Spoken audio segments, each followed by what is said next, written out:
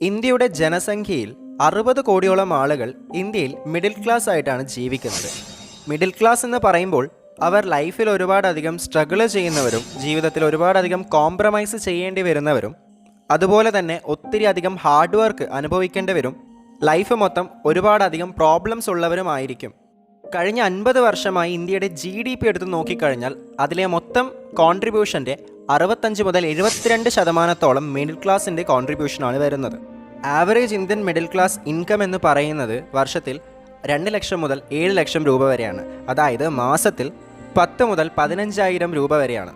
അവരുടെ ജീവിതവും ജീവിത നിലവാരവും തീരുമാനിക്കുന്നത് അവർക്ക് കിട്ടുന്ന ഈ തുച്ഛമായ ശമ്പളം തന്നെയാണ്. ഇന്നത്തെ കാലത്തെ ഏറ്റവും മികച്ച ഇൻവെസ്റ്റ്മെൻറ്റ് ഓപ്പർച്യൂണിറ്റികളിൽ ഒന്നാണ് ബിറ്റ്കോയിൻ എന്ന് പറയുന്നത്. ബിറ്റ്കോയിനിൽ ഇൻവെസ്റ്റ് ചെയ്യാനായി സഹായിക്കുന്ന മികച്ച ആപ്പുകളിൽ ഒന്നാണ് ബിറ്റ് BNS ഉപയോഗിച്ച് ക്രിപ്റ്റോ കറൻസി ആയിട്ടുള്ള ബിറ്റ്കോയിനുകളിലും അതുപോലുള്ള ഓൾട്ട് കോയിൻസിലുമൊക്കെ എളുപ്പത്തിൽ തന്നെ നമുക്ക് ഇൻവെസ്റ്റ് ചെയ്ത് തുടങ്ങാവുന്നതാണ്.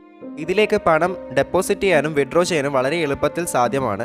ഇതിനെ സഹായിക്കുന്നത് UPI സംവിധാനമാണ്. അതുകൊണ്ട് തന്നെ UPI ഉപയോഗിച്ചുകൊണ്ട് വളരെ ഈസി ആയിട്ട് പണം ഡെപ്പോസിറ്റ് ചെയ്യാനും അതുപോലെ വിഡ്രോ ചെയ്യാനും എളുപ്പത്തിൽ സാധിക്കുന്നു.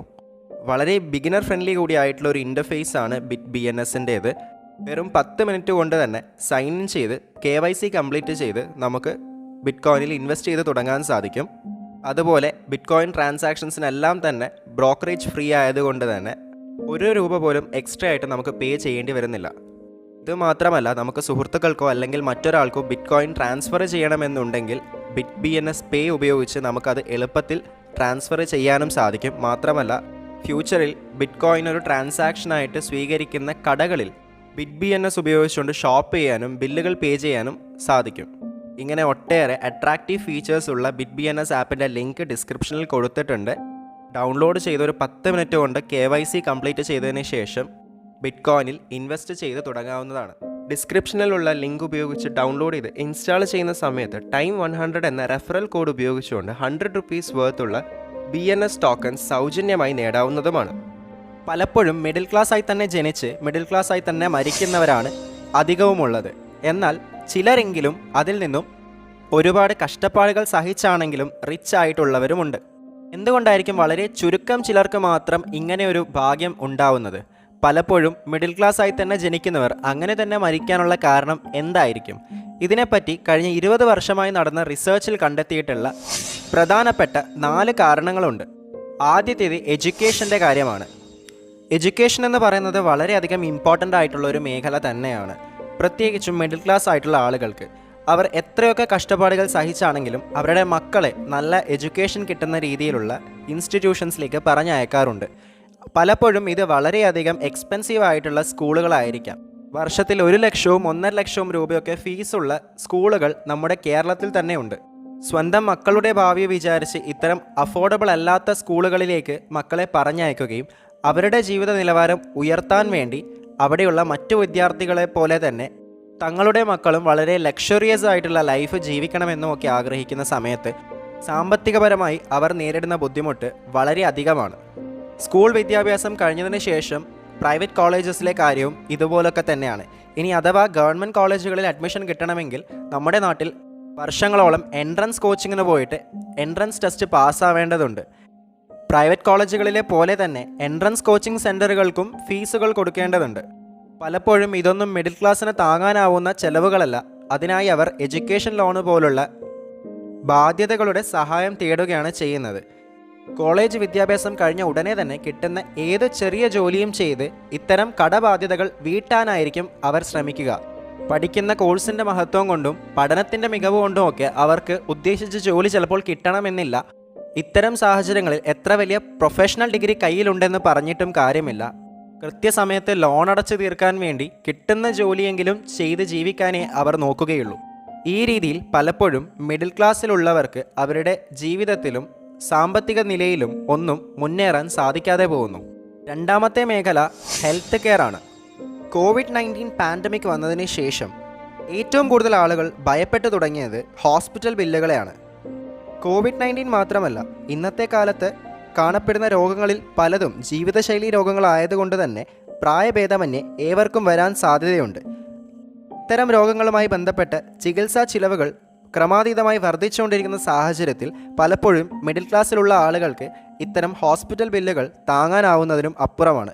കൃത്യമായ ഇൻഷുറൻസ് പാക്കേജുകളോ പരിരക്ഷയോ ഒന്നുമില്ലാത്തത് കൊണ്ട് തന്നെ വലിയൊരു സാമ്പത്തിക കടക്കെണിയിലേക്കാണ് അവർ വീണു പോകുന്നത്. മൂന്നാമത്തേത് ലാക്ക് ഓഫ് ഇൻവെസ്റ്റ്മെൻ്റ് ആണ്. പലപ്പോഴും മിഡിൽ ക്ലാസ്സിലുള്ള ആളുകൾ അവരുടെ പണം കൃത്യമായി ഇൻവെസ്റ്റ് ചെയ്യുകയോ അല്ലെങ്കിൽ അതിനെപ്പറ്റി ചിന്തിക്കുകയോ ചെയ്യുന്നില്ല. ഇതിന് പ്രധാനമായും 2 കാരണങ്ങളാണ്. ഒന്ന്, ഇൻവെസ്റ്റ്മെൻറ്റിനെ പറ്റി ശരിയായ അറിവില്ലായ്മ. രണ്ടാമത്തേത് താല്പര്യമില്ലായ്മ. ഇവയിൽ ഏത് കാരണം കൊണ്ടാണെങ്കിലും അവർ തങ്ങളുടെ പണം കൃത്യമായ നിക്ഷേപങ്ങൾ കണ്ടെത്തി ഇൻവെസ്റ്റ് ചെയ്യുന്നില്ല എങ്കിൽ അത് കാരണം അവർക്ക് ജീവിതത്തിൽ സാമ്പത്തിക ഭദ്രത കൈവരിക്കാൻ സാധിക്കാതെ പോകുന്നു. ഇത് മാത്രമല്ല, തെറ്റായ ഇൻവെസ്റ്റ്മെൻറ്റുകളിൽ പണം നിക്ഷേപിക്കുന്നത് കാരണം അവരുടെ പണം നഷ്ടമാവാനും സാധ്യതകളേറെയാണ്. ഭൂരിഭാഗം മിഡിൽ ക്ലാസ്സിലുള്ള ആളുകളും അവരുടെ പണം ഇൻവെസ്റ്റ്മെൻറ്റ് ചെയ്യുന്നതിന് പകരം അനാവശ്യമായി സ്പെൻഡ് ചെയ്ത് തീർക്കുന്നു എന്നാണ് കണക്കുകൾ പറയുന്നത്. ഇനി ഇൻവെസ്റ്റ് ചെയ്താൽ തന്നെ അത് വളരെ കുറഞ്ഞ പലിശ കിട്ടുന്ന FDകളോ അല്ല എങ്കിൽ ഒട്ടും തന്നെ പലിശ കിട്ടാത്ത സേവിങ്സ് അക്കൗണ്ടുകളിലോ ഒക്കെ ആയിരിക്കും. ഷെയർ മാർക്കറ്റിനെ പറ്റിയോ മ്യൂച്വൽ ഫണ്ടിനെ പറ്റിയോ ഒന്നും അവർ ചിന്തിക്കുന്ന പോലും ഉണ്ടാവില്ല. കൃത്യമായ ഒരു ഇൻവെസ്റ്റ്മെൻറ്റ് പ്ലാൻ ഉണ്ടാക്കി തങ്ങളുടെ പണം SIP ആയിട്ട് ഇൻവെസ്റ്റ് ചെയ്യേണ്ടത് അനിവാര്യമാണ്. എന്നാൽ മാത്രമേ ഭാവിയിൽ സാമ്പത്തിക ഭദ്രത കൈവരിക്കാനായി മിഡിൽ ക്ലാസ്സിന് സാധിക്കുകയുള്ളൂ. നാലാമത്തെ point, imbalance between need and the desire. നമുക്കൊരു ഉദാഹരണം നോക്കാം. മാസം 30,000 രൂപ സാലറി കിട്ടുന്ന ഒരാളാണ് നിങ്ങളെന്ന് കരുതുക. അങ്ങനെയാണെങ്കിൽ നിങ്ങൾക്ക് മാസം എത്രത്തോളം പണം ചെലവാക്കാൻ സാധിക്കും? പലരുടെയും ഉത്തരം 30,000 രൂപ എന്ന് തന്നെയായിരിക്കും. ചിലർ അത് 35,000-ഓ 40,000 വരെ ആവാം. തനിക്ക് മാസത്തിൽ കിട്ടുന്ന സാലറി മുഴുവൻ ചെലവാക്കി കഴിഞ്ഞതിന് ശേഷം മറ്റുള്ളവരിൽ നിന്നും കടമെടുത്തിട്ടാണെങ്കിലും കൂടുതൽ പണം ചെലവാക്കി അടുത്ത മാസത്തെ ശമ്പളത്തിൽ നിന്നും ആ കടം അടച്ചു തീർക്കാം എന്നൊക്കെ ചിന്തിക്കുന്നവർ നമ്മുടെയൊക്കെ ഇടയിൽ തന്നെയുണ്ട്. ചില എമർജൻസി സിറ്റുവേഷൻസിൽ ഇങ്ങനെ സംഭവിക്കുന്നത് കുഴപ്പമില്ല. എന്നാൽ പലപ്പോഴും പല മാസങ്ങളിലും ഇത് തന്നെയാണ് അവസ്ഥ എന്ന് വരികയാണെങ്കിൽ അത് ലൈഫിൽ ഫിനാൻഷ്യൽ സ്റ്റെബിലിറ്റി ഒട്ടും തന്നെ ഇല്ലാത്ത ഒരാളുടെ സ്വഭാവമാണ് കാണിക്കുന്നത്. ഇത്രയുമൊക്കെ പണം ചെലവഴിക്കാൻ മാത്രമുള്ള എന്തെങ്കിലും സാഹചര്യം നമ്മുടെ ജീവിതത്തിൽ ഉണ്ടായിട്ടുണ്ടോ എന്ന് ചിന്തിക്കുക.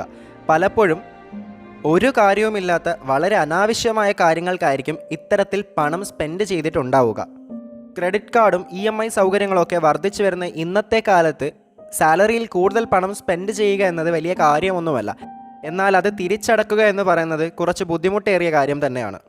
മിഡിൽ ക്ലാസ് സാലറിയുടെ 40% ഇത്തരത്തിലുള്ള അനാവശ്യ ചെലവുകൾക്കാണ് ഉപയോഗിക്കുന്നത്. ഇതൊരു ശീലമായി കഴിഞ്ഞാൽ പിന്നെ എല്ലാ മാസവും എന്തെങ്കിലും ഒരു രീതിയിലുള്ള അനാവശ്യമായ എക്സ്പെൻസസ് ഉണ്ടായിക്കൊണ്ടേയിരിക്കും.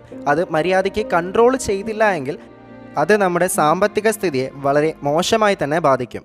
മിഡിൽ ക്ലാസ് ആളുകളുടെ ജീവിതത്തിലെ ഈ 4 കാര്യങ്ങൾ കൊണ്ടാണ് അവർക്ക് ജീവിതത്തിൽ സാമ്പത്തികമായി മുന്നേറാൻ സാധിക്കാതെ പോകുന്നത്.